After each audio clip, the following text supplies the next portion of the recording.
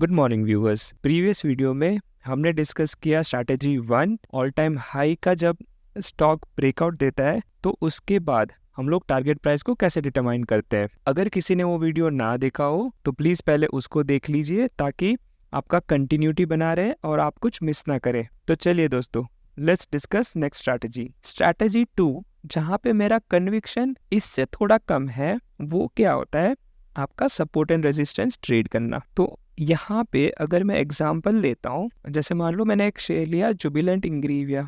अब देखो यहाँ पे अगर किसी को ट्रेड लेना हुआ ना तो आपको पहले तो सारे ही सपोर्ट और रेजिस्टेंस को मार्क कर लेने के। तो मेरा एक यहाँ पे सपोर्ट था जहाँ पे वो लोएस्ट पॉइंट क्रिएट करके इंक्रीज होना स्टार्ट हुआ, ठीक है। ये एक रेजिस्टेंस जो सबसे बड़ा ऑल टाइम हाई वाला हो गया। 2 पॉइंट मेरे को मिल गए। ऑल टाइम हाई क्रिएट करने के बाद यहाँ पे गिरा, एक अपवर्ड मूवमेंट दिया, बट यहाँ से वापस रिजेक्शन के बाद और भी नीचे गया। जब भी यहाँ से इंक्रीज होने का स्टार्ट हुआ तो यहाँ पे आया, एक रिजेक्शन आया, वापस वही पॉइंट पे गया और रिजेक्शन आया, ओके। बट एक चीज यहाँ पे बहुत अच्छी हुई थी, वो था जब यहाँ से रिजेक्शन आया तो यहाँ पे जो लो क्रिएट किया था और ये लो क्रिएट किया था, उन दोनों में ये हायर लो बनाया इसने, ओके। ये बन गया आपका हायर लो। तो जब भी ये हायर लो क्रिएट कर रहा है, और अगर आप देखोगे तो वो पास्ट में वही कर रहा था, उसका लो धीरे धीरे ऊपर लेके आ रहा था। भले वो हाई उतना क्रिएट नहीं कर रहा था बट उसके लो शिफ्ट हो रहे थे। तो ऐसे वाले केसेस जब भी होते हैं, दैट ऑल्सो इंडिकेट्स कि आपका स्टॉक एक स्ट्रॉन्ग मूवमेंट के लिए तैयार हो रहा है। भले अभी उसमें उतना स्ट्रेंथ नहीं है बट वो स्ट्रॉन्ग मूवमेंट के लिए तैयार हो रहा है। तो ऐसे में आपको क्या करना है, एक सपोर्ट और रेजिस्टेंस को आप ट्रेड कर सकते हो। So to trade support and resistance आप पहले तो सारे लाइंस को बना दीजिए। एक मैंने सपोर्ट बना दिया, एक मेजर रेजिस्टेंस बनाया और एक रेजिस्टेंस यहाँ पे बनाया। एक रेजिस्टेंस में यहाँ पे बना देता हूँ बिकॉज मल्टीपल टाइम्स ये रेजिस्टेंस को रिस्पेक्ट करके वो गिरा था, ओके। यहाँ पे उसने अच्छा सा मूवमेंट दिया। जब स्टॉक यहाँ पे एक बार उसने ब्रीच किया, उसके बाद क्या हुआ, थोड़ा सा रिजेक्शन आया, वो नीचे गया, लेकिन इस बार भी उसका लो अपवर्ड शिफ्ट हुआ और यहाँ से वापस उसने स्ट्रेंथ दिखा के इंक्रीज होना स्टार्ट किया। तो जब भी ऐसे मूवमेंट देता है ना, आप रैली को पकड़ो और यहाँ पे एंटर हो जाओ। तो अभी आपका यहाँ पे जैसे ही आपने यहाँ पे एंट्री लिया तो सपोर्ट एंड रेजिस्टेंस में आपको क्या करना है, यहाँ पे आपको टारगेट प्राइस कैसे सेट करना है, का जो भी सपोर्ट है वहां से आप ट्रेड लीजिए और जो भी आपका नेक्स्ट रेजिस्टेंस हो वहां पे आपका टारगेट सेट करो। तो एक आपका टारगेट यहाँ पे आता है, let's call it as T1। T1 पे जैसे ही स्टॉक का प्राइस मूवमेंट आता है, आप चेक करो कि स्टॉक यहाँ पे कैसे बिहेव कर रहा है। अगर यहाँ पे रुक रहा है तो आप एग्जिट कर दो। अगर यहाँ पे रुके बगैर वो मोमेंटम कंटिन्यू करता है तो आप जो सेकेंड रेजिस्टेंस होता है which will be your target 2, उधर तक के लिए आप रैली को राइड करो, ओके। ये क्लियर है। अब आप देखो, जो भी अपना टारगेट 2 था उसने रिसेंटली 837 डॉट उधर ही टच करके वो उधर से प्रॉफिट बुकिंग आ गया, विच इज स्टिल 723 तक आया हुआ है। मतलब मोर देन 100 रुपीज का उसने फॉल दिया। सपोर्ट एंड रेजिस्टेंस ट्रेड में हमेशा याद रखने का, आपको छोटे छोटे जो भी रेजिस्टेंस है, जो भी सपोर्ट है, उसके ऊपर ट्रेड्स लेना है और निकल जाना है। अगर रैली कंटिन्यू हो रहा है तो री एंटर कर लो, कोई प्रॉब्लम नहीं है। बट हमारे पास ऐसे भी एग्जाम्पल्स हैं जहाँ पे रैली कंटिन्यू नहीं हो पाता है, तो उन केसेस में आपको छोटा प्रॉफिट भी मिल जाएगा, ओके। दूसरे एग्जांपल्स देखते हैं जहाँ पे सपोर्ट एंड रेजिस्टेंस ट्रेड कर सकते थे। सुज़लॉन, अब हम लोग इसको देखते हैं, इसको कैसे ट्रेड करते हैं। एक रेजिस्टेंस उसने यहाँ पे बनाया हुआ है, तो मैं एक लाइन यहाँ पे डाल देता हूँ। थोड़ा और पीछे जाते हैं, एक रेजिस्टेंस यहाँ पे बनाया हुआ था, उसको भी डाल दिया। एक यहाँ पर भी है, देखो यहाँ पर भी बहुत बार उसने मूवमेंट रिजेक्शन का मिला हुआ था उसको। तो यहाँ पे जब भी रिजेक्शन मिला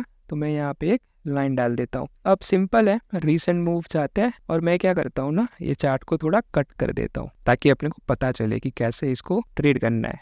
अब जैसे ही इसने यहाँ पे उसने पहले रेजिस्टेंस को ब्रेक किया, आप ट्रेड में एंट्री कर लो विद द टारगेट ऑफ 28.5, जो आपका टारगेट 1 हो गया, ओके। अब हम देखते हैं कि वो टारगेट 1 तक पहुंचा कि नहीं पहुंचा।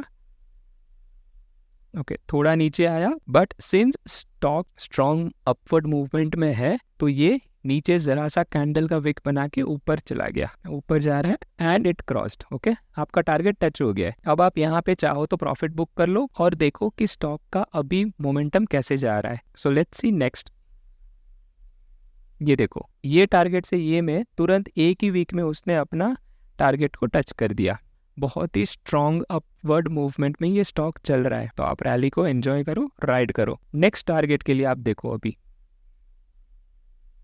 ओके, इंक्रीज हो रहा है, इंक्रीज हो रहा है, इंक्रीज हो जा रहा है, इट कंटिन्यूज टू इंक्रीज। एक बार नीचे आया बट टच होते ही वो ऊपर चला गया। और देखो यहाँ पे आपका टारगेट एग्जैक्टली टच करके वो वापस नीचे आ रहा है। सो अगर आप देखोगे दोस्तों, तो यहाँ पे सपोर्ट एंड रेजिस्टेंस को ये स्टॉक कितना ही ब्यूटीफुली रिस्पेक्ट कर रहा है। तो ये आपका सपोर्ट एंड रेजिस्टेंस ट्रेड का one of the best example हुआ कि आप कभी भी सपोर्ट एंड रेजिस्टेंस को ट्रेड कर रहे हो तो आप जब भी स्टॉक अपने प्रीवियस लेवल्स के पास सपोर्ट ले रहा है तो आप एंट्री कर लो, रेजिस्टेंस के पास आप एग्जिट कर दो। आप छोटे छोटे प्रॉफिट्स को बुक करते जाओ, प्रॉफिट्स घर लाना बहुत जरूरी है। और आप नेक्स्ट रैली तक जब भी स्टॉक अपना प्रीवियस रेजिस्टेंस को तोड़ता है, आप नेक्स्ट रैली के लिए तैयार हो जाओ। ओके, ये अपना दूसरा स्टॉक एग्जांपल। लास्ट एग्जांपल एक ले लेता हूँ, जो था union bank of India. Stock में यहाँ पे एक रेजिस्टेंस फेस हो रहा था, ये था उसका रेजिस्टेंस। एक बार रेजिस्टेंस को वो टच किया और नीचे आया।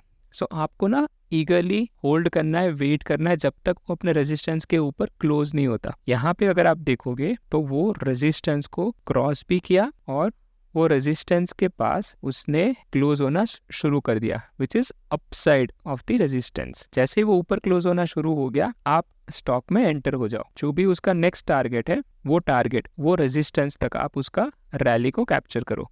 तो यहाँ पे हमने जो बना के रखा था वो एक रेजिस्टेंस था। तो आप जब देखोगे तो ये स्टॉक ने 96 से लेके 150 रुपीज तक एक upward movement without any break दिया हुआ है। ओके, तो मैं यही बात कर रहा था कि जब भी स्टॉक अपना रेजिस्टेंस तोड़ता है और अपने नेक्स्ट रेजिस्टेंस की तरफ जाता है तो ये एक मस्त ब्यूटीफुल रैली देता है आपको, वो रैली को पूरा ही कैप्चर कर लेने का। ये हुआ अपना स्ट्रैटेजी 2, जिसमें मेरा कन्विक्शन कंपैरेटिवली पहले से थोड़ा कम है बट फिर भी है। सो दोस्तों, ये था strategy 2। Please stay tuned for strategy 3 and please don't forget, money भाई कहते हैं अगर आपने मनी भाई को काम पे नहीं लगवाया तो मनी भाई आपसे जीवन भर काम करवाते रहेंगे। सो मनी भाई को काम पे लगाओ, मनी भाई से काम करवाओ ताकि आपको जीवन भर काम ना करना पड़े। आज के लिए बस इतना ही दोस्तों। Thank you so much, take care.